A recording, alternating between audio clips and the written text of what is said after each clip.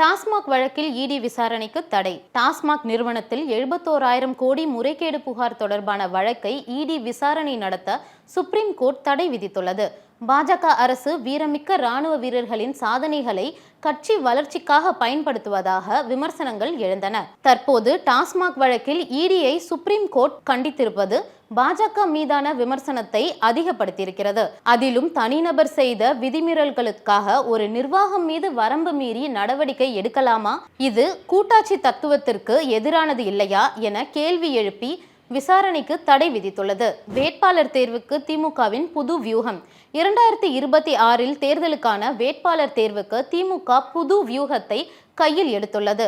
உங்கள் எம்எல்ஏ எப்படி என்ற கேள்வி கொண்ட படிவம் ஒவ்வொரு தொகுதியின் முக்கிய நிர்வாகிகளுக்கு வழங்கப்பட உள்ளது. அதில் அவர்களுக்கு கிடைக்கும் மார்க்கை பொறுத்தே அடுத்தது சீட்டா இல்லையா என்பது முடிவாகுமாம். இதனை சென்னை உள்ளிட்ட வடக்கு மண்டலத்தில் தனக்கு ஒதுக்கப்பட்ட 37 தொகுதிகளில் ஆராசா முதலில் அறிமுகம் செய்துள்ளார்.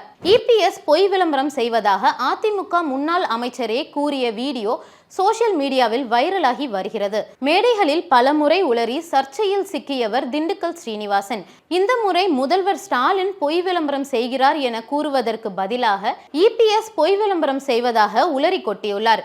இதனை திமுகவினர் வைரலாக்கி வருகின்றனர். துணை முதலமைச்சருக்கு நெருக்கம். நயினார் நாகேந்திரனால் பரபரப்பு. அரவிந்த் கெஜ்ரிவால் அரசு போல் தமிழ்நாடு அரசு பெரிய ஊழலில் சிக்கியுள்ளதாக நயினார் நாகேந்திரன் தெரிவித்துள்ளார். டாஸ்மாக் முறைகேட்டில் சிக்கிய ரதீஷ் துணை முதலமைச்சருக்கு நெருக்கமானவர் என்று அவர் கூறியுள்ளார். இந்த விவகாரத்தில் மத்திய அரசு உடனடியாக நடவடிக்கை எடுக்க வேண்டும் எனவும் நயினார் வலியுறுத்தியுள்ளார். திமுக ஆட்சிக்கு வந்த பின்பே மிகப்பெரிய ஊழல் நடந்திருப்பதாக அவர் குற்றம் சாட்டியுள்ளார். இனி ரயிலில் இப்படி பயணித்தால் 1000 ரூபாய் அபராதம். ஜாலி என நினைத்து படிக்கட்டில் தொங்கியபடி சாகசம் செய்பவர்கள், படிக்கட்டுகளில் அமர்ந்து கொண்டு பயணிப்பவர்களுக்கும் தெற்கு ரயில்வே செக் வைத்துள்ளது. இனி இவ்வாறு பயணித்து அதிகாரிகளிடம் மாட்டினால் அவர்களுக்கு 1000 ரூபாய் அபராதம் என அறிவிக்கப்பட்டுள்ளது. தொடர்ந்து இப்படி பயணிப்பவர்களை கண்டுபிடித்து நடவடிக்கை எடுத்த போதிலும் அவை குறையாததால் இந்த நடவடிக்கையில் தெற்கு ரயில்வே இறங்கியுள்ளது. மே 29 மகளிர் உரிமை தொகைக்கு விண்ணப்பிக்கலாம். கலைஞர் மகளிர் உரிமை தொகை திட்டத்தின் கீழ் பெண்களுக்கு மாதந்தோறும் ரூபாய் 1000 வழங்கப்பட்டு வருகிறது.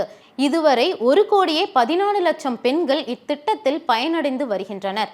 இந்நிலையில் தகுதியான விடுபட்ட பெண்களுக்கு உரிமை தொகை பெறுவதற்கான விண்ணப்பம் வருகிற 29ஆம் தேதி முதலே வழங்கப்படும் என தகவல் வெளியாகியுள்ளது.